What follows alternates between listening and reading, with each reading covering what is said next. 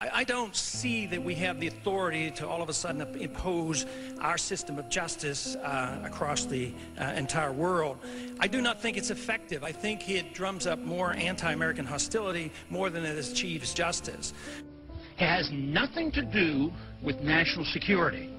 Matter of fact, our national security is more jeopardized by permitting this to happen because we're liable to start a war.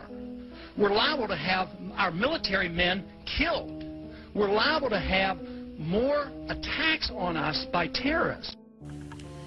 Our foolish policy in Iraq invites terrorist attacks against U.S. territory and incites the Islamic fundamentalists against us. Our foreign policy of military interventionism has brought us death and destruction to many foreign lands and loss of life for many Americans. From Korea and Vietnam to Serbia, Iran, Iraq, and now Afghanistan, we have ventured far from our shores in search of wars to fight. There is no evidence that this policy serves the interests of world peace. It certainly increases the danger to all Americans as we become the #1 target of terrorists. Our arrogant policy and attitude of superiority will continue to elicit a smoldering hatred toward us, and out of sheer frustration will motivate even more terrorist attacks against us. When we went into Iran in 1953 and installed the Shah, yes, there was blowback. The reaction to that was the taking of our hostages, and that persists. And if we ignore that at our own risk. That if we think that we can do what we want around the world and not incite hatred, then we have a problem. They don't come here to attack us because we're rich and we're free. They come and they attack us because we're over there. I mean, what would we think if we were if other foreign countries were doing that to us? Why did Fox News not treat Ron Paul better when he's been talking about this stuff for the past 8 years? That's to the Republicans, and one of my favorites, Congressman Ron Paul from Texas. I got to say, just as an observer, a relatively new voice in the political conversation these past couple of years, I look at the Republican field, I see, you know, Palin, Bachmann, Pawlenty, Mitt Romney, some interesting people, some smart people in that mix. There's no way any of them are better than you for the Republican nomination. Let's just be, seriously. No, I mean, when you look at your articulation of the actual, I'm not saying your answers are all right. I don't know whether your answers are all right or not. But I do know the way that you frame the debate around the issues that this country faces is the most honest of almost any politician that I deal with. Do you not have an obligation at this point to run for president? Well, some have argued that case. I thank you for the compliment. Well, you know, listen, I'm going to harass you on this one because we need the debate. The debate, you have the framing of the debate, as you know, is everything, and you do that so effectively, Congressman. Thank you for the time. He's hugely popular. He wins our FoxNews.com live polls. People felt that he was the top man in the political debate that we had. We have Congressman Ron Paul from the great state of Texas here. We've got our live chat here on FoxNews.com is blowing up. We have so many supporters on here. Like we said, you hands down won the debate with the viewers here. And they have Bill saying that you are how intelligent you are, and Robert is saying this man just tells it like it is, and we need that. They feel that you're someone that speaks directly to them. You're not hiding any of the facts. You lay it out there, and there's many people that agree with you. You've had an incredible career, both as a physician and as a congressman. Why do you think that you are so hugely popular? I mean, not only with Tea Party supporters, but a lot of the electorate that really feel impassioned about your candidacy. Well, I ask a lot of questions. I try to figure it out. I don't quite understand it, but I think it's the people who feel like they've been left out. A lot of people who come up to me are enthusiastic. They heard me in the debates 4 years ago, and they say, "Oh, you sounded pretty good." But when I really got excited was I checked your voting record, and you actually voted that way. And I think it was the credibility gained from that. And it's especially true with young people, and I try to lay it out on the line with them about how bad it's going to be, and yet they get enthusiastic and believe there are answers, and the answers can be found in something I think is wonderful, you know, our Constitution, limited government, and get the dependency off government. We can't depend on the government to take care of us, and it's well received by young people. So where are you going to cut? That's the big thing. We're back to that. My proposal, both because I believe in it as well as I think it's good politics, and that is, look at our overseas expenditures. All the money that we spend, it is estimated now we spend over $1 trillion managing our foreign policy, and I don't believe for a minute we're safer for it. So we could cut hundreds of billions of dollars there. I would not start with health care. I do believe in priorities. I just happen to think that welfare aid to big corporations and aid to foreign governments and corporations, all these things, they could be cut first, but I don't think that's going to happen. So we have too much dependency. Even though I would still argue for the case of priorities, I don't believe it's coming. Matter of fact, I'm not too optimistic that we're going to come to grips with this. I think we're heading for a financial catastrophe. Yeah. Tonight on the docket, a libertarian hero, a champion of the Constitution, and a stalwart of limited government. He wants to bring the troops home now and end America's involvement in 5 bloody, expensive, and immoral wars across the globe. He wants the government to live within its means and not borrow one more penny to pay back its bills. He's sick and tired of all the money printed and perpetrated by the Federal Reserve that's literally stealing money right out of your bank account. And he wants to end the Fed. And if this champion of personal freedom were able to persuade Congress and the American people of the virtues of limited government, and that it's the only moral and practical solution for a free people and a free society, guess what your income tax bill would be? 0. And with the added bonus that your children won't be on the hook to pay for unconstitutional and unconscionable government welfare and warfare programs that took place long before they were born. Sounds like a great campaign platform to me. And that's why it's great news to hear that he's formed an exploratory committee to run for the Republican nomination for president in 2012. George Washington once said that liberty, when it begins to take root, is a plant of rapid growth. Our first guest tonight is living proof of that. Here now, Texas Republican Congressman. Who else could I be introducing this way but Ron Paul? Congressman Paul, it's a pleasure. Welcome here. Thanks. Why do you want to be president of the United States? Well, it's a pretty good question, because there are days when I'm not sure that's exactly what I want in my life. Because I've said seriously, even though it might sound a little bit different than the others, actually I want to be president, not for the things I want to do, for the things I don't think we should do.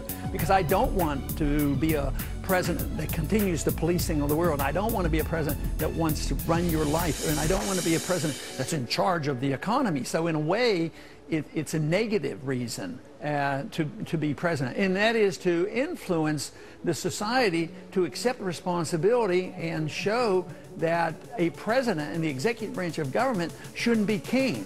We don't need a president as king, and I think that's my main goal, is to show that liberty works and big government doesn't, so therefore I would want to have less power, not more power. The Constitution says that only the Congress can declare war. But presidents, not just this president, virtually all of his predecessors, at least in the post-World War II era, have acted as if they are kings or maybe princes by taking military into harm's way without seeking the permission of the Congress. How bad is that? How wrong is that for contemporary peoples and for the future when the Congress lets the president get away with that? Yeah, and I like the way you put it. Why does the Congress let them do that? How did we get here? Why did we give up, the Congress give up their prerogatives, their responsibilities? That probably would baffle the founders, because I think they on purposely designed a system where the Congress would be superior to the other branches, yet now we're the most inferior branch. Our government's going to continue, you know, with us, without us, even if we're not there. So it is astounding, but it's just carelessness, but in a way, indirectly, it's with the people, too. The people tolerate the congressmen who ignore the Constitution and just let things go by. So we have drifted a long way away from the intent of the Congress to an intent of the Constitution to make Congress supreme in declaring when we send young people off to die. And this is both a big geopolitical event, but it's also a big financial event when we allow presidents to do this. But the other thing that they have done, and they do this notoriously for all nations seem to have done this throughout history, that wars are almost always paid for by debasing the currency. If they weren't allowed and would not debase the currency, we would be prohibited from getting ourselves involved in so many of these no-win, nonsensical wars that we ought to stop and bring our troops all home.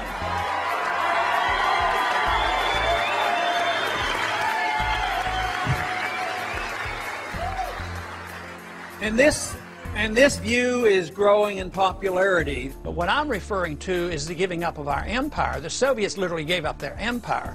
And we will, for financial reasons, we won't be allowed to have a presence in the Middle East. We won't be allowed to, and we won't be capable of paying for the troops in Japan and Germany and doing all these things. And that, to me, will be good. We will draw back, take care of ourselves, take care of our borders, take care of producing wealth here, bring the jobs back, get taxes down low, and balance budgets, and that will be good. So yes, it will be reversed, but I do not foresee that the states will become independent, but more independent than they are now. They will not. They will have to give up the dependence on the federal government, and they will, because the federal government will be proven totally inept. They will have ruined our system. What happened to the Soviet system? They were going to take over the world. The Soviet system collapsed because they had this weird foreign policy of reaching out and occupying territories and thinking that they could conquer Afghanistan. And then they would look and say, what did we do as a people? Oh yes, we didn't learn a lesson. The British couldn't do it, the Russians couldn't do it, but the Americans can do it. We know how to occupy Afghanistan. We know how to do it. I tell you what, I really believe in the principle of spreading our goodness. But I tell you what, I do not believe our goodness is occupation by militarism and doing it with the use of force.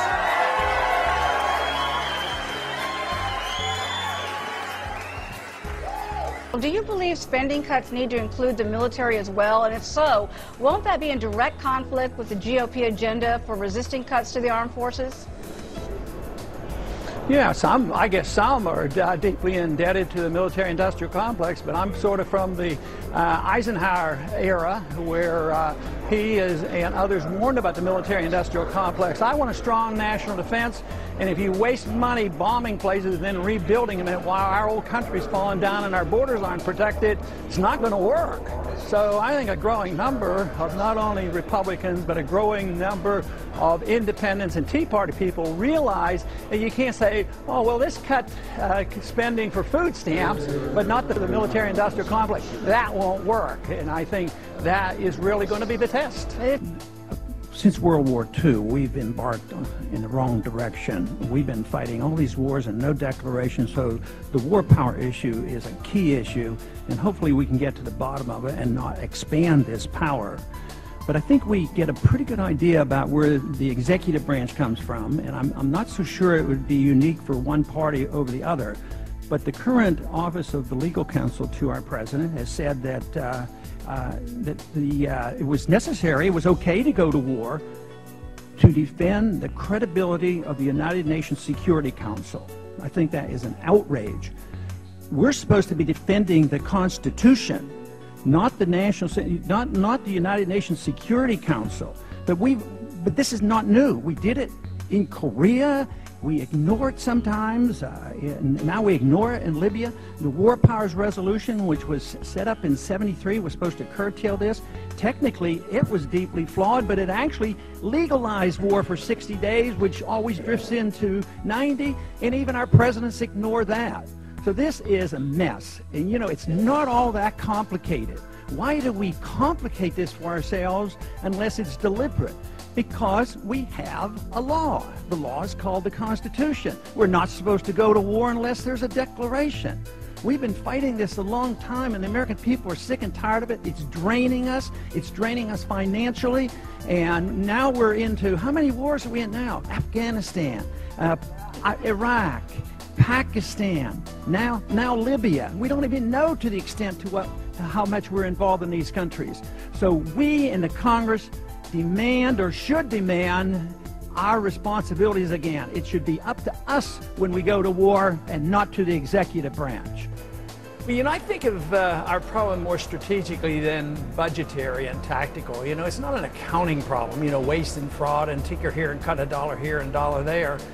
I think we have to decide what we want in our country, and I don't think we should be the policemen of the world. So we can go after the military budget. I don't even want to call it a defense budget because I don't think it provides defense. I want to cut the militarism that we pursue around the world. And that could cut hundreds of billions of dollars. I would go after the foreign stuff, and that's why I think the foreign policy is important. I think that we have a coalition of some Republicans and a lot of Democrats who think we spend too much money overseas and we shouldn't be expanding our wars. So that is a place where the American people should all join in. We're building an infrastructure in Afghanistan because we blew up Afghanistan and Iraq, and I think that's where we should really start to save. But you know, what I'm concerned about is this is not dealing with the problem, and it's a problem I've talked about for a long time. Our deficits are huge, and we depend on monetizing this debt. And when you do that... Explain that for people. They're just sort of trying to get into the conversation. Okay, both Republicans and Democrats really are responsible for this huge deficit financing. So if only the market could buy that debt, interest rates would go up and the Congress would have to quit spending. But the Fed comes in and buys it and keeps interest rates low. But eventually that turns into price inflation, in which I think you've observed already today a tremendous amount. Gold soaring again today. I mean, look at all soft commodities all day long. Yeah, and now that is a tax on the people. You know, literally the people are paying, their standard of living is going to go down. And I'm also predicting, and I think we've seen signs of it, interest rates are going to go up. And so this will make the budgetary argument of a few billion dollars nothing compared to the calamity that we're facing. And it's no easy task to get this under control. At the same time, you seem to be among the very few people, Republican or Democrat, who's willing to come in at least to a public theater like this one and engage in a conversation about the actual problem, which is the you know, I don't know whether you want to call it inefficiency or corruption or manipulation, whether it's the tax code and the Swiss cheese there, the lack of real transparency and choice or competition in healthcare, the nature of our foreign policy, our banking system, our energy policy. These are the core issues that are laying the American people with debt. Why are there so few of you? Why is the debate not run by more people like you that are debating trillion-dollar issues that we actually have, as opposed to this pro wrestling we get with the nonsense on 30 billion from you or 50 billion from me? Well, politically it's unpopular, especially if you'd been talking this way like I have for 10, 15 years when we should have been dealing with it. So this means you would have had to cut out the military-industrial complex and the special interests here at home.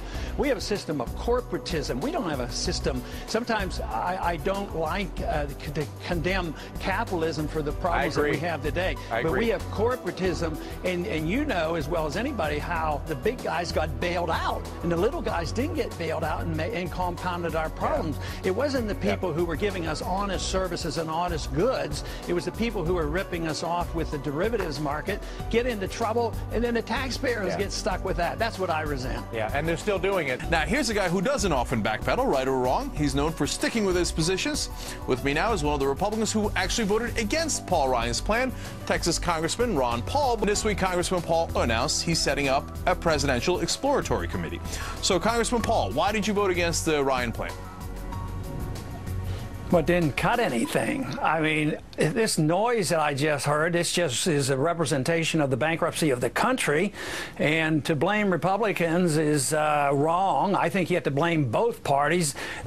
You know, both parties have driven this country to bankruptcy. And just the noise and the screaming that you just released there is an indication of what's coming to our streets, because we won't admit what bankruptcy is. Sure, I'm concerned about people losing their medical care and all these problems, but believe me, the further bankruptcy of this country is going to be in everybody. The whole system is going to collapse, and that's what a dollar crisis is all about. So beware. This is only the beginning, and to say that one side is more guilty. Both sides have been spending too much. But the Democrats spend all this money on the welfare programs, and the Republicans spend all this money on warfare, and we're totally bankrupt. The dollar is crashing. There's inflation, and believe me, this is only the beginning. But if you don't understand why, you're in trouble, we're in trouble, you're not helping us to figure it out, because there is an explanation to this. The middle class gets wiped out when you destroy the dollar, and that's what you're seeing. The middle class is getting wiped out, and the corporations are ripping you off, but you're misleading the people by saying that somebody is trying to cut. No, look, The dollar is an interesting question, and you know your views on the Fed are very interesting. You got something really great done in auditing the Fed. You worked with Alan Grayson, and I've given you credit for that over and over. But look, that was not the issue here. You said people are angry about bankruptcy. No, those people were very specifically angry about the possibility of their Medicare being cut. And when you look at the national polls, no, hold on now. When you look at the national polls, people are very strident on this. You've got 76% saying that Medicare cuts are unacceptable. You've got 67% saying Medicaid unacceptable to cut. Social Security 77% to cut. I mean, doesn't that show you that people are justifiably angry about this and they don't want to cut? Oh, yeah, they are, but they have to understand why, and I think you're misleading them. I'm concerned too, but it's going to get worse if we don't understand this. Now, my own personal opinion is that most of this stuff is all unconstitutional, all that, but that's not going to come about because we don't live in that age. But if we made common sense on this, yes, I would cut all this militarism and not cut people off from medical care. But what's happening now is, since there will not be a consensus, there's an agreement in Washington. You vote for welfare, we vote for military. And it continues, and we keep printing this money. But the problem isn't that somebody getting something cut short on Medicare. It's the ending of it. It's the ending of the program. You have to understand, when the dollar goes, there's nothing left. There's runaway inflation. And now, this was the whole thing about the Bernanke hearings today. He admitted, you know, that there's inflation coming, and it's there, and there's not a lot he can do about it except print more money, and the dollar was further devalued. But and that's the key issue. I have massive issues with Ben Bernanke. I have massive issues with Tim Geithner, who are Republican leftovers from the Obama administration, which is a Democratic administration, has taken on for reasons that no one can really fathom. So I agree with your points on that. But you're running for president, and you just said Medicare and Medicaid and Social Security are all unconstitutional. So if you become president, would you phase those programs out? Well, you have to start where you are. I think it's all going to end. It's not going to end because of me or anybody else. It's going to end because of the bankruptcy. So, but I have an idea of what we can do. I would cut massively on this overseas spending, hundreds of billions of dollars, and work our way out of it. But no, you can do this. I mean, when I go to the college campuses and I get large crowds out, I say, do you think you're going to get anything out of Medicare and Social Security? They say no. I said, I'd let you out. Just get out of the program. Opt out. So you would restore your freedom. Demand your rights to take care of yourself. And then take care of the elderly who are dependent. Don't put them out in the streets. And then you could do that, and you could work a transition. But there's a way you can have a transition. So I just want to get clarity. Transition. So if you became president, you would transition completely out of Social Security and Medicare. Well, you know, if I can get the people to agree and the Congress to agree, yeah, that would be my program, is to transition out, because this one has failed, and you're going to have riots in the streets. The food riots will come. They're all around the world, because this is a worldwide phenomenon. That's why the governments are breaking down around the world, because prices are going up. Because we have the reserve currency, everything is based on the dollars. Other countries are already suffering, and it will come here. So you have to make a choice. You want to continue this and argue over where the cuts are coming, or are we going to get together and make some cuts? I'm just suggesting that the most popular way, political way, even though most Republicans disagree with me, is I would cut the military and the overseas spending and quit pretending we can run the world, because we can't. And then we could have a transition, and the young people know this. This is why I get support from the young people. They're willing to take care of themselves, and we don't have to throw anybody out in the streets, and we don't have to get rid of Medicare. But Medicare will be destroyed if the two sides don't get together and say, we've got to get our house in order. You just can't spend your way out and borrow the money and print the money. That is total destruction to our whole system. Congressman Ron Paul, I agree with you on militarism as well. That's why you're a very interesting person to have in the House of Representatives. Every single day I read another story about the encroachment of the federal and state governments on our personal liberties, and I get sick and tired of it on what they're doing.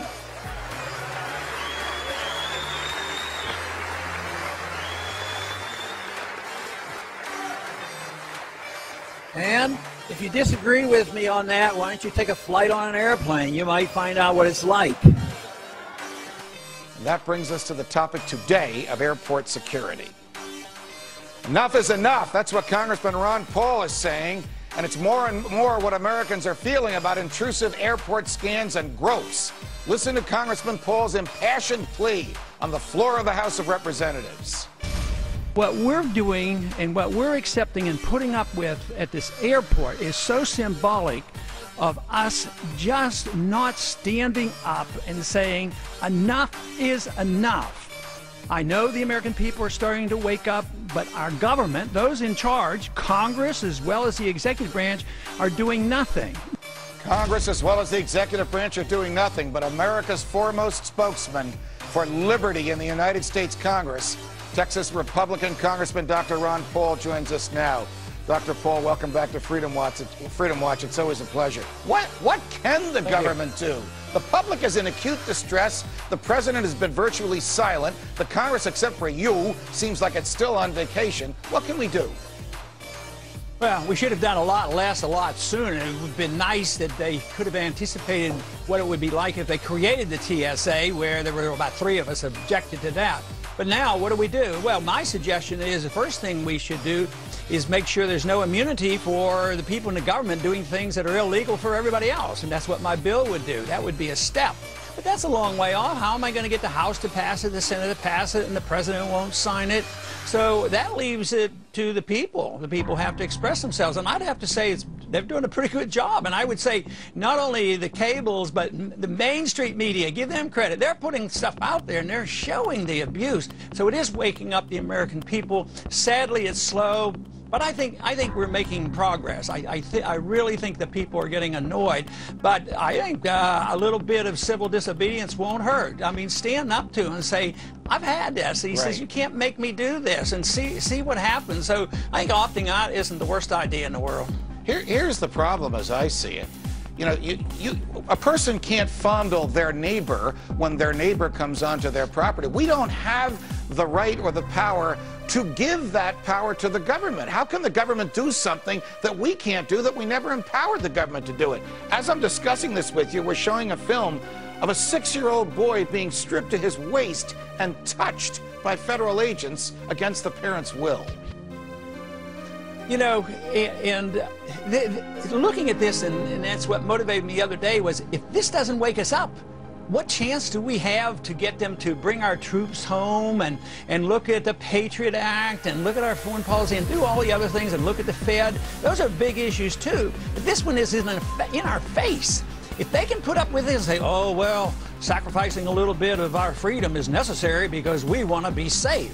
And you know the absurdity of that. If we want to be perfectly safe, we're going to have government cameras not only in our cars measuring everything we do and say, but in our houses too. You know, we can prevent crimes in our houses. You know, every once in a while kids get beaten and wives get beaten. So if we had a camera in the houses, we would prevent a lot of crime. So this goal of having perfect safety and that the government's responsible for it is a notion that has been growing too long. I hope we can use this episode with the TSA to show that that's not the responsibility of government. The responsibility of government is to protect our liberty. Have you detected the view that you've just expressed amongst your fellow members of Congress? Because I wasn't kidding. We had John Mica on last week, a Republican who wrote the TSA Act 6 or 7 years ago, who said we never intended this and we have to take this power back. We've heard you. The president said, oh, I talked to Janet Napolitano, but she tells me this is the only thing we can do. Congressman, Congress would never have written this law because they could never confront their constituents. This is a rule written by nameless, faceless bureaucrats. Question, are other members of Congress as animated about this as you are? Well, I think a few are, but that it remains to be seen. But I just don't think that the enthusiasm is there. The people who created the TSA, well, we didn't intend to do this. And like you say, it was done by regulators. But that's what happens all the time. Right. Do you think the Congress writes all the regulations out of the IRS? Do they write them for the fish and wildlife and wetlands?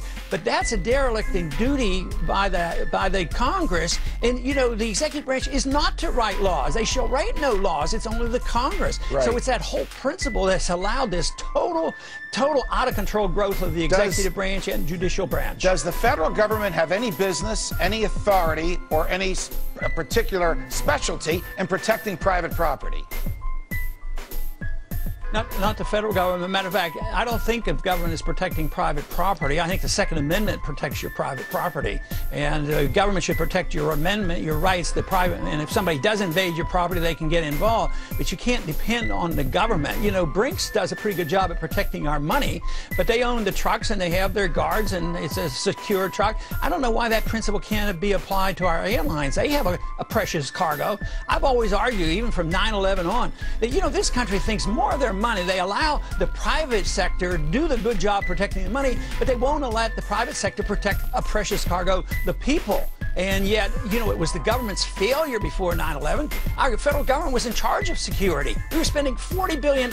It totally failed. So we doubled its budget and took away more freedoms from the American people. Then they wonder why it's not working very well. I mean, we need to wake up and wake up quickly. But what I'm afraid of, if they don't do it in a systematic, orderly fashion, people are going to wake up being pretty darn angry as our economy deteriorates. I think we could be in for big trouble. So that's why we need to wake up a lot more people. And hopefully this Tea Party movement has done part of this. So we'll see what happens next year, see if we come to our senses. I think you have the phrase of the week this Thanksgiving week, Congressman Paul. Enough is enough. Thanks for joining us. It's always a pleasure.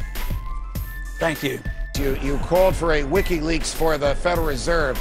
Something tells me that you differ with your colleagues who are calling for the prosecution of the WikiLeakers, and agree with me and most of our viewers that it's a good thing for us to learn what the government is up to.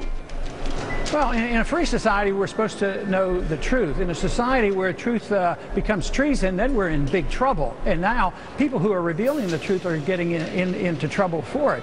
But this whole notion that Assange, who's an Australian, that we want to prosecute him for treason, I mean, aren't they jumping to a wild conclusion?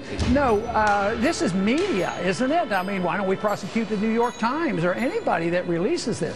I think Bradley Manley, you know, probably could say he's committed, you know, civil disobedience. But do we think of Daniel Ellsberg as being an enemy of the people? He was a friend of truth. I know still there's probably plenty that still don't like him, but isn't he the one that really gave us the concrete proof that Vietnam was based on a lie? Most people should know that Iraq and Afghanistan is all based on a lie, too. And the Supreme Court said that he was authorized under the First Amendment to do so. Mr. Speaker, Osama bin Laden applauded the 9/11 attacks. Such an act of deliberate killing of innocent lives deserves retribution. It is good that bin Laden is dead and justice served. Targeted retribution is far superior to wars of aggression and nation building. In 2001, I supported giving the President authority to punish those responsible for the vicious 9/11 attacks. Using this authority and opportunity to pursue nation building and remaking the Middle East was cynical and dangerous, as the past 10 years have proven. The sad tragedy is that it took 10 years, trillions of dollars, tens of thousands of American casualties, and many thousands of innocent lives to achieve our mission of killing one evil person. A narrow, targeted mission under these circumstances is far superior to initiating wars against countries not involved in the 9/11 attacks. This was the reason I emphasized at the time the principle of mark and reprisal, provided to us by the Constitution for difficult missions such as we faced. I'm convinced that this approach would have achieved our goal much sooner and much cheaper. The elimination of Osama bin Laden should now prompt us to bring our troops home from Afghanistan and Iraq. Al-Qaeda was never in Iraq, and we were supposedly in Afghanistan to get Osama bin Laden.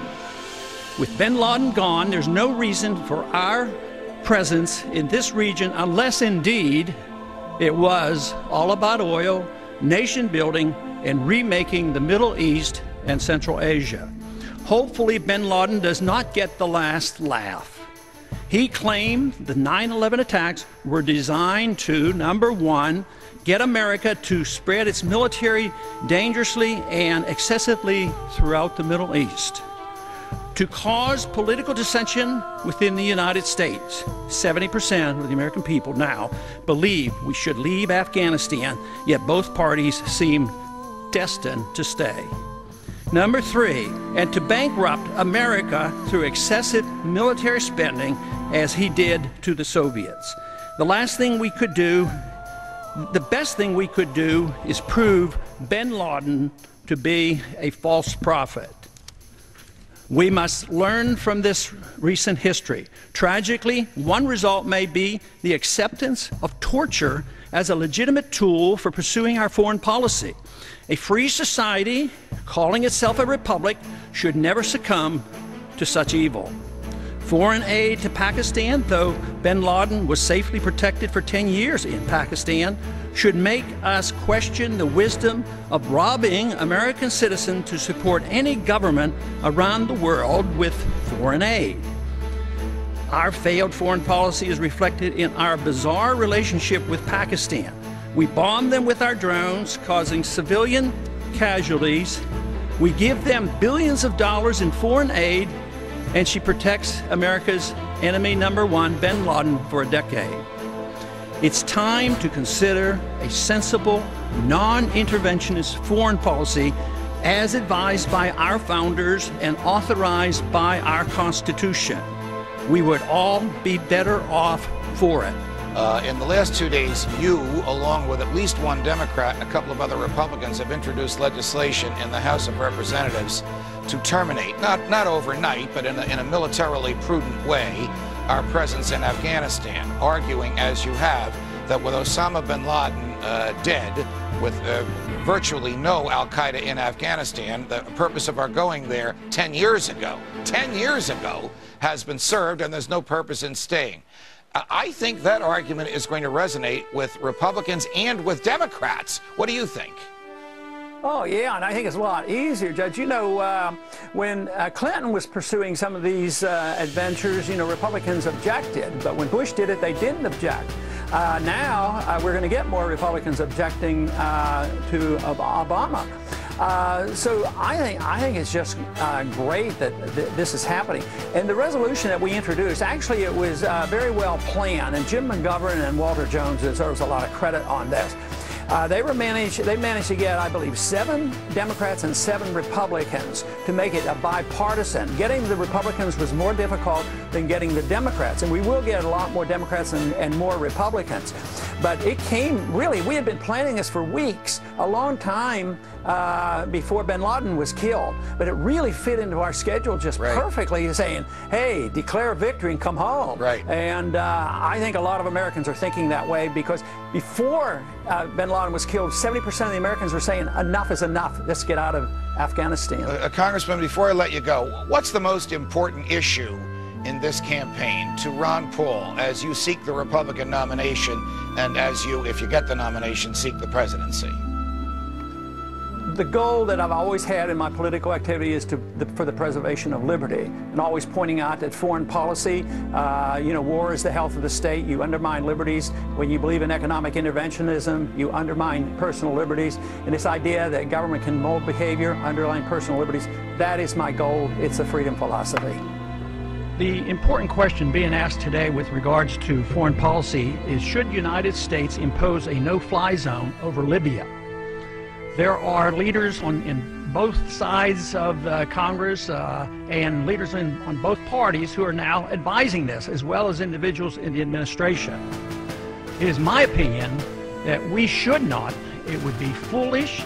It would have a downside, and we should think very, very carefully before we go expanding the wars that we're already involved in. We're in 2 major wars with Iraq and Afghanistan, and that involves Pakistan and Yemen already. So to go into Libya now and impose a no-fly zone, we have to remember a no-fly zone is an act of war. Now, what moral right do we have to participate in war activity against Libya? Libya hasn't done anything to the United States. They're not a threat to our national security. There's been no aggression. There's no constitutional authority for a president to willy-nilly go and start placing no-fly zones over countries around the world. And You know, we tried this in the 1990s and did it for 8 or 9 years. We had a no-fly zone along with sanctions and blockades around Iraq. And finally it ended up a war, and the wars were based on lies. And then when that happened, they said, yes, but it was well worth it because we got rid of a bad guy. But we also lost close to 4,500 American military people, 30-some thousand severe injuries, hundreds of thousands applying now for disability because we went to war when we shouldn't have gone to war. And to expand this war now makes no sense whatsoever. It's against international law. It challenges the War Powers Resolution. And for that reason, we should stop and think. Congress should act. I'm proposing to, preparing to introduce a resolution next week, and it's a sense of Congress, that the executive branch can't do this without approval from the Congress. Why should we do this? Do you think it'll cost some money? Yes, it's going to cost a ton of money. And it's going to have, innocent people will be killed. You can't just all of a sudden turn a switch and say don't fly over Libya. You have to bomb a lot of anti-aircraft sites and a lot of military establishment. So the war is on. And from my viewpoint, this is the kind of thing that's been going on too long. It contributes significantly to our bankruptcy. And we are now spending approximately $1 trillion a year maintaining our empire around the world. We are in the process of remaking all the borders and leadership in Middle East, Central Asia, and now North Africa. We get involved. We had invested $70 billion trying to prop up a dictator in Egypt, and look how that ended up. Now we're hustling around to find out who the next dictator is. So if we get involved, I'm not sure they even know who to bomb and why, which one, and who's going to come out on top. That is an internal matter. It's a civil war that's going on, and we can cheer for one side or the other, but that is not a justification to place the burden on the American people, both militarily and individualized as well as monetarily. Now, some would say that, yes, that sounds good, I agree with you that, but as long as we get approval from the UN and NATO, it'll be okay. But you know, that's just really a cop-out. What Army and Air Force and technology does the UN have, and what does NATO have? You get a resolution in the UN and say, well, let's take out this bad guy and do these things, or NATO does it. They're all our airplanes, and they're all our money, and no matter what, anything and everything that goes wrong, the United States will be blamed for it. And there's enough resentment against us already for pretending that we can tell every other country how to live. The best way to look at this, I believe, is how would we as a people and how would we as a Congress respond if we were a weaker nation and there was a stronger nation, that they came and imposed no-fly zone over us, or had sanctions against us, or had a blockade. We wouldn't accept that. That would unify us. So I don't buy into this thing that this is the only humanitarian thing that we can do is expand the war. If we want to do something for humanity, we need a new foreign policy. We need a foreign policy that isn't built on militarism. It's built on more cooperation and more trade, and not picking our dictators. Look at what happened after we picked the dictator for Iran. It lasted, sure, 25 years or so, but eventually it radicalized the Islamists, and they had a revolution, and we came out on the short end of that. So I think it's time that we reassess this and think about a policy that makes a lot more sense, and economically we need to do it. The president said we had to act in Libya. Is he right? I think he's wrong. I mean, what are our interests and what are our values? Our values are defending the Constitution. Our interests are not served by starting wars. This is a preventive war. This is going in and saying, well, we're going to prevent something from happening, as if he knows exactly what would happen.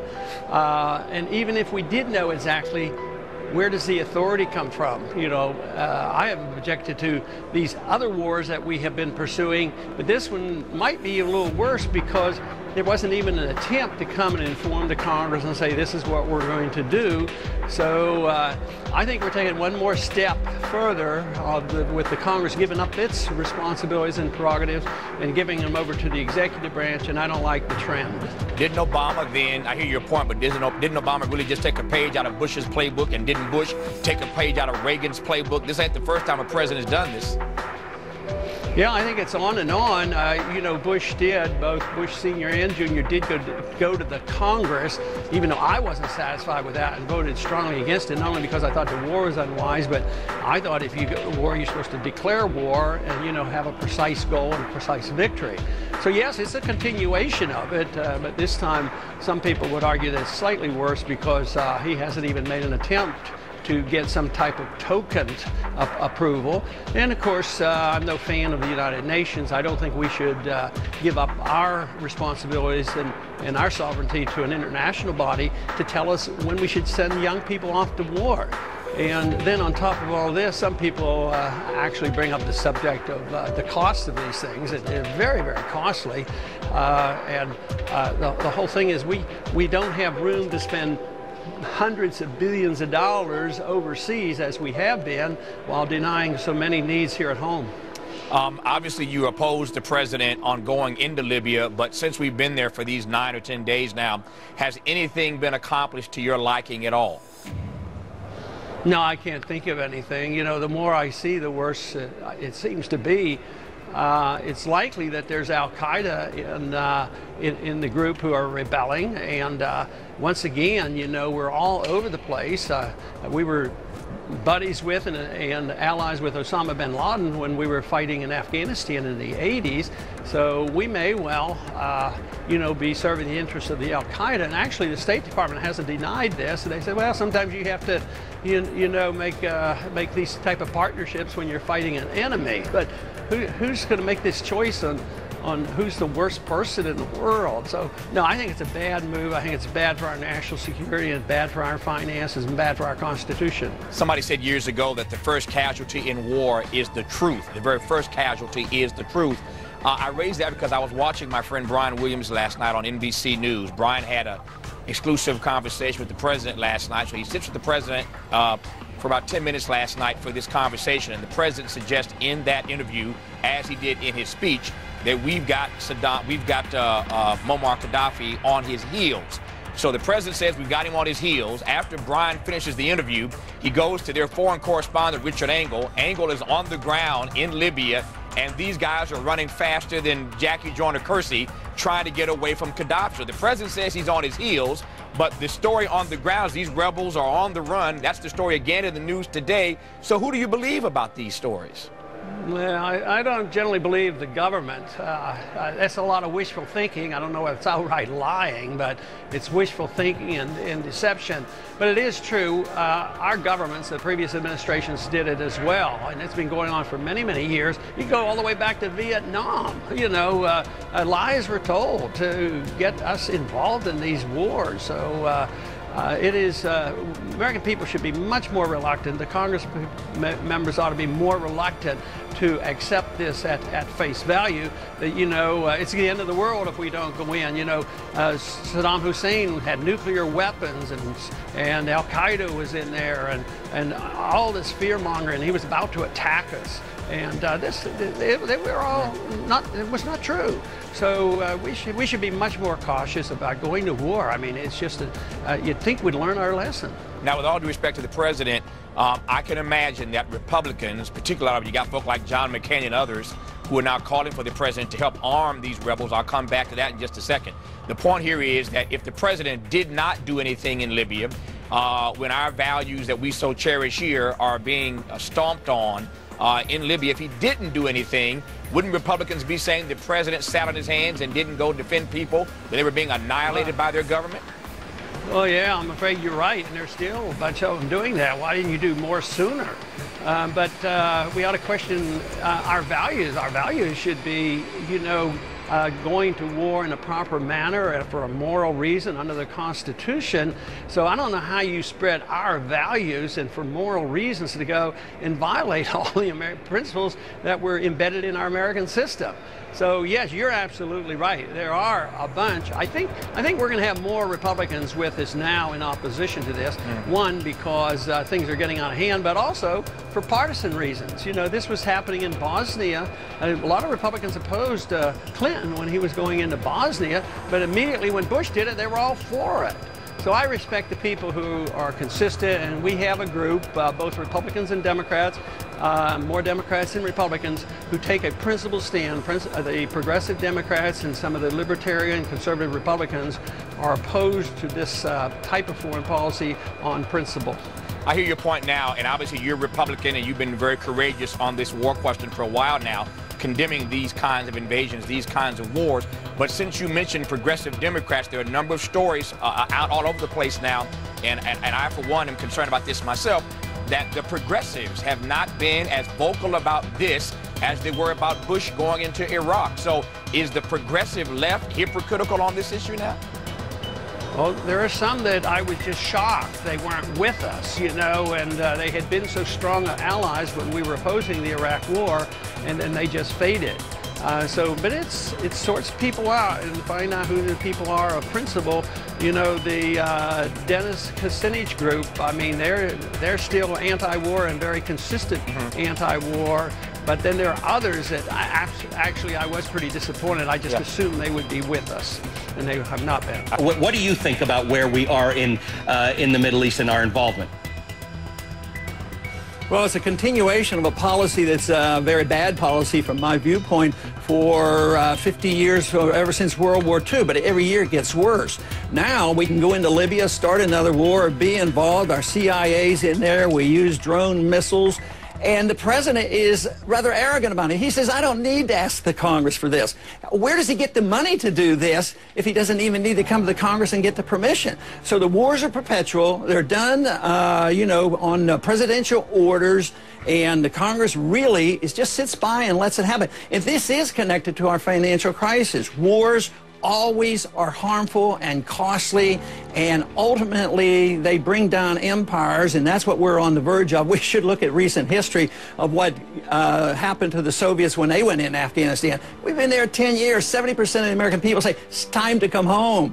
And it's connected with even monetary policy. If you didn't have the Fed monetizing debt, you couldn't fight these wars because you'd have to tax people. You couldn't have runaway entitlement programs because if you didn't have the Fed buying up the debt, because interest rates would go up and the Congress would have to be restrained and quit the spending. So it's all connected to our economic problems, our foreign policy, entitlement system. So the Fed is the key to the financing of big government and the destruction of our personal liberties. And they're talking about cutting some military spending, which I'm all for. Matter of fact, I wrote a letter along with some others to recommend this, and they've at least addressed the matter, and they talked about bringing a third of our troops that are stationed overseas. But they're liable to put them into Afghanistan, so I don't think these are real cuts. I just think they're dealing with this in an incorrect fashion. It's not strictly a budgetary problem. It's a philosophic problem, a philosophy of government. As long as we're going to be the policemen of the world, and as long as we pretend we're going to run a welfare state from cradle to grave, it's not going to work. And these figures, how can you rely on these figures? How do they know what the revenue will be? They don't even know what the employment rate will be in a couple years. So I'm not all that hopeful. They're not going to start anything until 2012. They're talking of a total $200 billion cut by 2015. I mean, what does that mean? Last year, the national debt went up $1.6 trillion. So I'm skeptical, but I'm for all the cuts they have there. I don't think I would vote against any cuts that they have suggested. If you were to be able to set the North Star, however, for a conversation about not just the deficit, because the deficit obviously is symptomatic of a philosophical operating system in this country, not just at the federal government, but in the state government and all the rest of it, and for that matter, a financial system, a bond market that indulges the politicians' behavior. Where would you begin the process of correcting it if you think this is philosophically misguided? Well, I would say that we should have a new foreign policy and bring all our troops home and defend our country and not police the world. See, I think we should look at the military-industrial complex. I think we should look at the empire, because that's unsustainable too. And there's a growing concern about that. And right now we're voting on the DOD budget, and there's a strong sentiment to say, you know, enough is enough. It's time that we start coming home. And of course, I told you where I would start. I would start with our military-industrial complex and the foreign policy and these useless, very damaging wars. Congressman, you disagreed with the Obama administration's decision to go into Pakistan and eventually ended up killing Osama bin Laden, you suggested that this is a violation of Pakistani territory, which it was, obviously, and that we would have been better off to have relied on the Pakistani government to arrest bin Laden and turn him over to us for trial. But given the contentious relationship we have with Pakistan, how would that have been possible? Well, you know, the question that they asked me is whether it could have been done a different way, and I said yes, it could have been done. You know, when we dealt with Saddam Hussein, you know, we found him in a rat hole, and we just didn't shoot him. You know, we captured him and tried him, and he got hung, and people know where he is. Right now, all we've done is raise some questions and fed the people who like conspiracy theories. But no, the relationship with Pakistan, it's an impossible situation. Here is a country that we worked with. George Bush worked with them, and we captured a lot of bad people that brought over. The people responsible for the first bombing of the towers, they became over and convicted and imprisoned, and we worked with them. But you say, well, we can't work with them anymore. But we keep bombing them. We kill innocent people there. How can we, at one time, take a country and pretend that we recognize that they're a friend, give them billions of dollars to do our bidding, at the same time we kill people over there, and then the people resent this and they turn against their whole government? I see the whole thing is a mess, and I think that we are going to be in Pakistan. I think that's the next occupation, and I fear it. I think it's ridiculous, and I think our foreign policy is such we don't need to be doing this. So when I talk about doing it differently, I talk about in the context of our foreign policy and not in the fact of whether or not we should have gotten them. Matter of fact, I voted for the first authority. I think what's the real tragedy is that we didn't get them 10 years ago when we could have and should have. And yet we now have spent $1 trillion. We've lost 5,000 people, our soldiers, in fighting 2 wars that had nothing to do with bin Laden. And to me, we have to reassess the foreign policy just like we have to reassess our economic policies here. The implication of part of the answer that you just gave is that you feel that the Bush administration handled Pakistan better than the Obama administration has? Is that correct? I think when we went after the bad guys, they cooperated with us, so why shouldn't you assume that they could do this again? But I also understand why the situation is much worse, and that's why you can't see this as an isolated incident. You have to look at this in the context of our foreign policy, why we are having difficulty.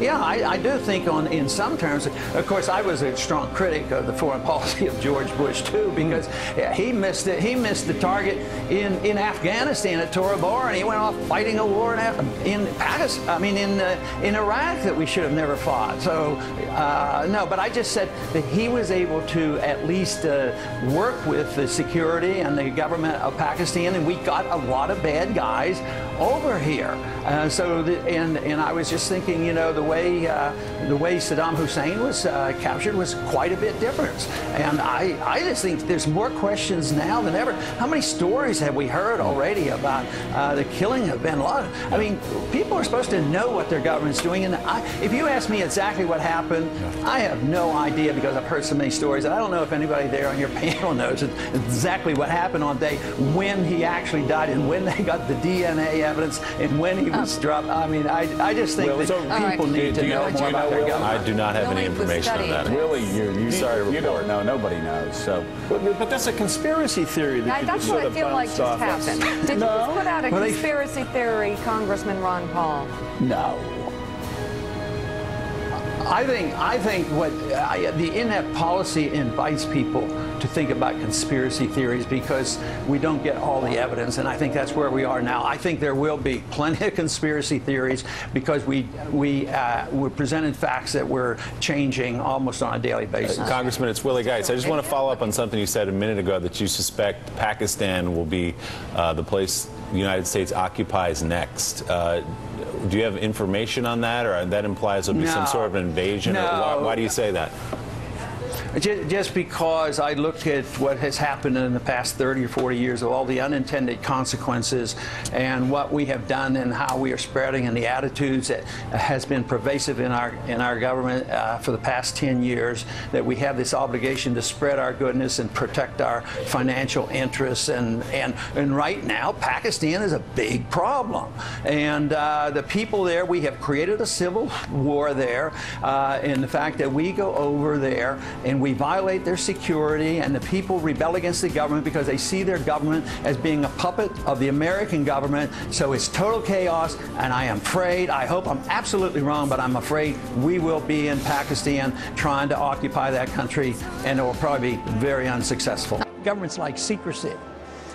They're not, you know, whether it's the Federal Reserve or our foreign policy, just think how many times we've gone to war by distortion of the evidence, you know, and lie our way into war, whether it was World War, whether it was Vietnam War, or you know, going into Iraq. I mean, they have to, you know, deceive us. And then when the people distrust the government, then any questioning government is called a conspiracy theory, you know, and they do that to say that, oh, you're nuts, because everything is a conspiracy. But I think the best thing is you should only believe the conspiracies that are true. You know, of course there's a conspiracy, people getting together and thinking, well, how are we going to manipulate the money supply? But in an intellectual way, those of us who think that we should have a different system, you know, we sit around and talk, so we conspire, and that's, use the word loosely, we conspire on how we're going to change the world and how we're going to get more people to understand economics. So but it's almost like, why is the government so stupid? If they don't like the conspiracy theaters, why do they set the stage for them? Speaking of conspiracies for freedom, when I first started studying the monetary policy issue, it seemed to me like there was a showdown coming as the dollar collapses between those who want to move to a global fiat currency and those of us who want freedom in monetary policy. And now just recently we had George Soros with his meeting at Bretton Woods several weeks ago. And then I go back to the 80s when you started this championing this cause for sound money, for getting away from the Federal Reserve System. Do you think that showdown is coming anytime soon? I think the showdown's inevitable because fiat money doesn't last forever, and it will end. But there's no way to know which month it will occur, which year. When I talked about the financial bubble before and the housing bubble, I didn't know what month it would be. It could have been a year sooner or a year later. In the same way with the monetary crisis, because there's a confidence factor in there. As long as it seems like our dollar is working and they're still taking our dollars, China's been willing to take a lot of our dollars. They've had well over $1 trillion, but they're not taking them this amount. They're shrinking their portfolio now of dollars. So, but there's no panic, and they shrink their portfolio slowly and quietly because they don't want to panic. Because if you panic out of the dollar crashes. But I think eventually there will come. The end stages of a currency goes rapidly. I think the best thing for the average person to look at will be prices. Whether their grocery shopping is getting too expensive and how much it costs to fill their tank of gas up, how much it costs for their medical care and transportation. These are the kind of things. And when it starts to lower their standard of living because their salaries can't keep up, that is the beginning of a serious crisis. I think we're there. Mm-hmm. Now, how rapidly it will move in the next 12 months or so, I can't say that. But my guess is that by November next year, the main topic won't be bin Laden. The main topic is going to be how come I'm getting poorer and poorer, and why did Wall Street rip us off because they were too big to fail, and why do they continue to make huge profits at the same time unemployment stays very high and the people who lost their houses haven't gotten their houses back again. I think that'll still be the major issue next year. I do think it's easier to cut overseas spending. Politically speaking, I think I can make the case that we should bring our troops home, change our foreign policy, quit these ridiculous wars. We would be safer and richer for it, and that's my argument. I think I could actually sell that politically easier than saying, oh, okay, let's cut medical care for the elderly. You know, that doesn't make any sense to me. Take, for instance, the war issue. I take a position which is not the conventional issue for the Republicans. But 70% of the American people are sick and tired of the war, and they want us to come home from Afghanistan. First is, How would you get us out of the war? Because it seems to be an answer that has eluded everyone. How do we get out? That's what I mean. I would like to know, because I would like to get out, but I'd like to. I'd like to get out of all of the wars, you know, because our kids are. But how? Do you have a? I don't think it's complicated. Okay. How did we go in? We just marched in without permission, without a declaration of war.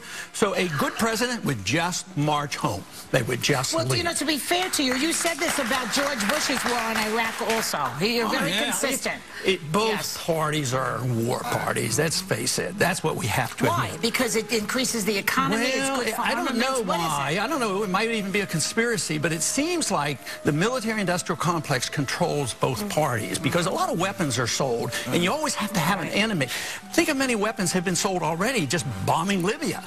How many dollars do we have to spend getting more drones to drop bombs on Pakistan? But it's both parties. That's why the people have to wake up. If they're tired of war, and they will eventually get tired of war, they're getting that way. But it'll be financial. It'll be bankrupt. Most empires end when they go into a financial crisis, and we're in the middle. We're starting it. I mean, we've had the bursting of the financial bubble. Now we're about to go into a dollar crisis. I don't support most programs because most programs are, as far as I'm concerned, technically unconstitutional. Unless I see the authority there. Just I address it like I address the war issue. Don't go to war unless it's a declared war, and the president can't do it. Well, I look to Article 1, Section 8, and I look for my authority, and if it's not there, I don't do it. And that's why I have to vote no a lot. You don't have a right to things and services. You have a right to your life. You have a right to your liberty. Yeah. And if you want good medical care, or if you want a healthy economy, you have to have a free market economy with sound money and good contract laws, and then there'll be great prosperity. But we have a system of corporatism now where business and governments are partners, and they rip us off, whether it's the military-industrial complex. In medicine today, both parties promote a form of medicine delivered by corporations, big drug companies, insurance companies, and that's why we have lousy care. If the Republicans and the interventionists are going to keep the war policy going, and the Democrats in the Senate are not going to cut Medicare, Medicaid, Social Security, we're going to have the third straight $1.4 or $1.5 billion deficit. How long do we go forward with these kinds of deficits before you have some international crash?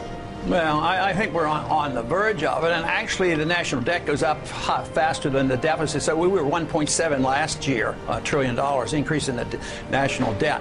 No, the timing is unpredictable, as most of us should realize, but the inevitability of continuing this kind of spending will lead to the crisis. And of course, I argued that this was the setting of the stage for many, many years, maybe decades, that we had embarked on this. And this should bring us all together. I mean, all spectrums, if they care about their country, that we ought to be talking about it. I have worked with the progressives, and I can get a lot of them to agree that deficits aren't that good, and they might want to balance the budget differently, but they know deficits are bad.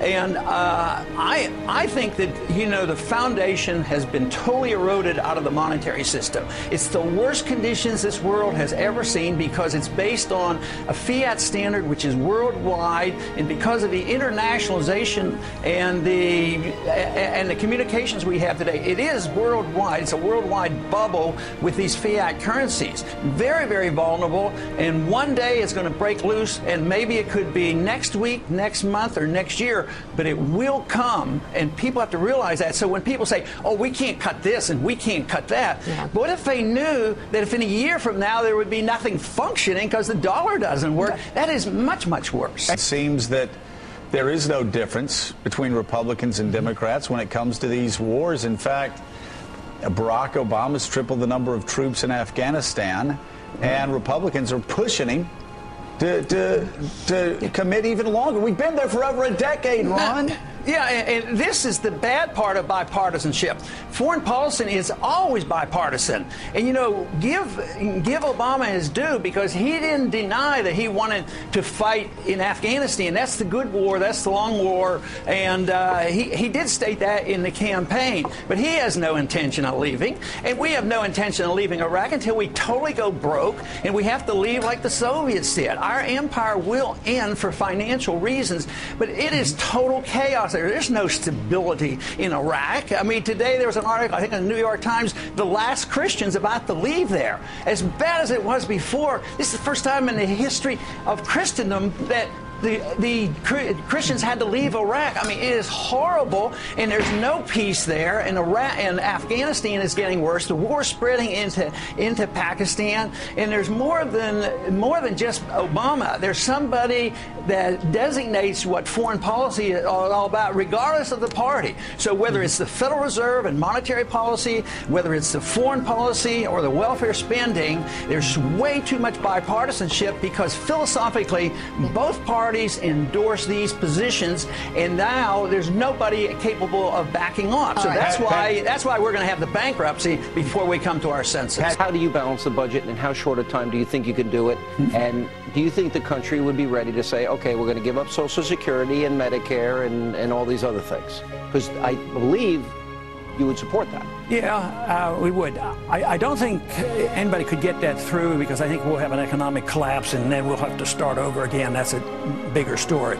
But if we had our ability to do it, I would address one subject that we agree to disagree on, and that is I would cut a lot of this spending overseas. I mean, we have too much stuff, and why do we support Obama going into Libya and all this stuff? It's just way too much. You could cut a lot. Do we have a war on terror, though? Is that real in your mind? Yeah, but you have to understand where the terrorism goes. I know Michael Schur comes on Fox at times. I don't know whether you've had him on there. I read him very seriously. I consider him the most intelligent person and most knowledgeable person about Osama bin Laden. And he has a new book, out of that. So I think looking at that means that our foreign policy does have something to do with our problems and our dangers that we face here. But I don't see that. Well, when you say that, I think people interpret that we incite the attacks against us. The conclusion of the 9/11 Commission was they were at war with us, but we're not at war with them. Yeah, but the 9/11 Commission also recognized that there was a blowback phenomenon. The fact that we were over there and had a base in Saudi Arabia was part of it, and Osama bin Laden said that, and we immediately after 9/11 removed the troops from Saudi Arabia. We closed that base down. But isn't it the 9/11 report recognized that. But if they're at war with us for a decade and we're not at war with them, do you not agree that there is a desire among Islamic extremists to have an Islamic caliphate, Sharia law, and conquering the world? Because that's their stated goal. Yeah, I mean, that's what they say they want. But I think there'd be this many, but because we're over there, their numbers grow. That is what you have radicals in all religions. And if there's some way to incite them, their numbers will grow. So their numbers have grown, but they use us to do that. And they say, oh, they're over here. We support all these I think they hated us. You said about the Ground Zero mosque issue, that you thought that this was a religious freedom issue. And I have a real problem when the families, and you said, you were raising the question about who's, raising the question just why and what's driving the people that were opposing it. Now, if we look at Imam Rayouf, guy that wants America to be Sharia compliant, that thinks Osama bin Laden is made in the USA. We're partly responsible for what happened. You're not concerned about the families of 9/11 and their reaction after losing their loved ones? But I'm also concerned about guilt by association and blanket guilt by a group.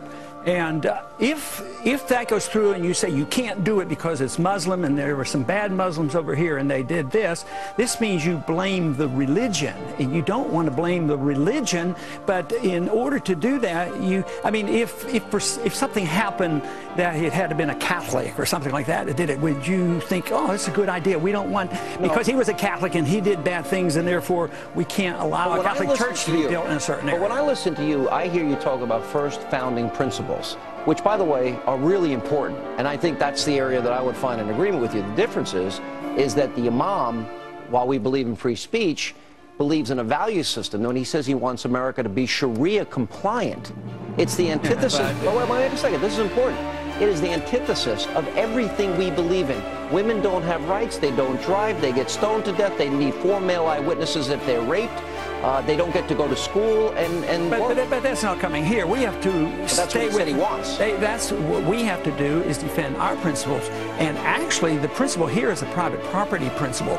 We shouldn't have governments building buildings and telling people where to build. It should be a private property issue. If you own that land over there, you shouldn't be told what you can build on there. If you want to rent it to any type of religion, you should be able to. And you can't have guilt by association. It's not guilt by association. The words of this guy on 60 Minutes, that if somebody wants America Sharia compliant, Sharia by its very nature as applied, is one that denies women rights. But that's a different issue entirely. I mean, that goes on in Saudi Arabia, but he wants that in America, is what he said. I know. So he's fighting for that. But then you defend it by a better idea. You defend it by the Constitution. They can't do that. By opening the door, isn't that opening the door for somebody who wants to overthrow America into a system that is contrary to our fundamental beliefs? No, I think you're closing the door on what makes America great: property rights and the fact that you don't have people guilty because they belong to a group. And you don't have everybody guilty because of something horrible that has happened. Later this morning, we will be debating and voting on 2 resolutions dealing with Libya. The first one, H.J. Res. 68, has been said to be one that literally endorses exactly what the president has been doing, and I agree with that. Even though it excludes ground troops, it doesn't talk about special forces, CIA, contractors, and unlimited bombing, which is really what we have to restrict. But the second one, H.R. 2278, has been said to be more strongly worded in restraint on the president, and this is where I disagree. I believe the wording is different, and it says no funds for ground troops, but then it has exceptions, and the exceptions are for all the things that we're already doing. So I believe if we vote and pass the second one, it will be the first time this Congress has given authority to the president for what he is doing right now. So I urge my colleagues to look at both of these carefully. I have concluded that not only should the first one be voted down, but it's very important that the second one be voted down as well. I have a lot of complaints about how we deal with the issue of war. This is a debate that should have gone on 4 months ago before the war was started, and if we'd have done this properly, we wouldn't be bringing this up quickly. No committee work, no discussion, no chance for amendment. But nevertheless, I will support the rule because at least we get a chance to talk a little bit about what's going on in Libya.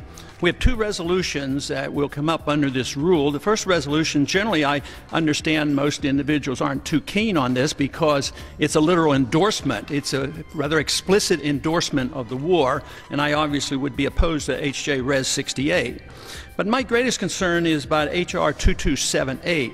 Because the way I read this resolution is that it essentially grants the same authority that we grant in the first one, because we say that, oh no funds can be used, deny the use of funds, but how can you deny the use of appropriated funds when they're using funds that weren't appropriated? It's so redundant. The funds were never appropriated, so yes, it's a good statement. No funds, you don't continue to be illegal is what we're saying. But what I'm concerned about are the exceptions. All the exceptions are for the things that they're doing. You know, like search and rescue, intelligence gathering, renaissance, surveillance, refueling, operations planning, and doing everything except pulling the trigger. So we're legalizing that. I believe that H.R. 2278 is the first time that we in the Congress are making a statement that we are granting authority to the president to pursue this particular war. So I am in strong opposition to that resolution as well, although I understand the other side of the argument because it says denial of funds. But, you know, the resolution actually says that, you know, the main reason, the author of the resolution said, the reason why we have the exception is to protect the integrity of our contract or agreement with NATO. Well, in the resolution said we have to stop the funding because we don't want to support NATO's war. So it's totally inconsistent, makes no sense whatsoever, but it reminds me of the War Powers Resolution. You know, after the Vietnam War, we didn't want to get into that kind of war anymore, so they come along to Congress, and it's an infinite wisdom with great, good intentions, designs the War Powers Resolution, which legalized war for 90 days. That's part of the reason why we're here. We're worrying about 90 days, but here we're going into the 4th month dealing with the War Powers Resolution. There's a simple solution to all this, and that is obey the Constitution, don't allow our presidents to go to war without a declaration of war, and we wouldn't be facing this problem of this debate that actually gets a little bit silly on restraining the president. Yes, we should. We should exert ourselves. We have the prerogatives. We have the obligations. Time has and we have avoided it. It's time to stand up for the rule of law. All right. Well, let me tell you something. You've got so much support out there, and people want to know where can they go to get more information, because you are a big-time contender for the 2012 presidential election. So where should they log on to?